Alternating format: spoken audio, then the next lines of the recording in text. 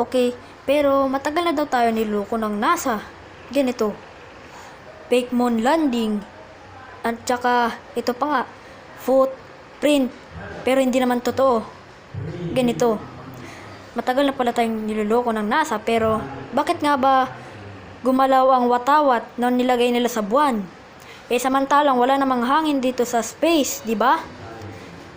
Guys, huwag kayong maniwala sa NASA. Baka fake talaga yun.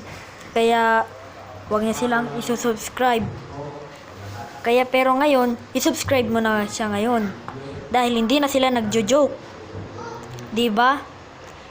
Pero bakit merong tumalon doon sa loob ng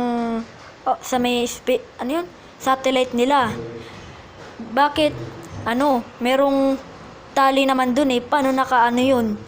Ito pa nga, tumalon nga, bumertikal. Tapos naputol bigla ang kanyang tali. Kaya ganon, bigat na talaga siya. Kaya aasahan yung wag kayong sa NASA. Ito sa Mars, ito rin. Parang rin siya, ganito.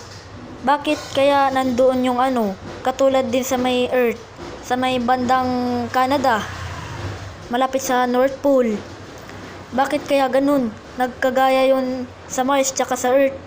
Samantalang parang nandoon na ata yung rover nila At nandoon yung mga truck nila.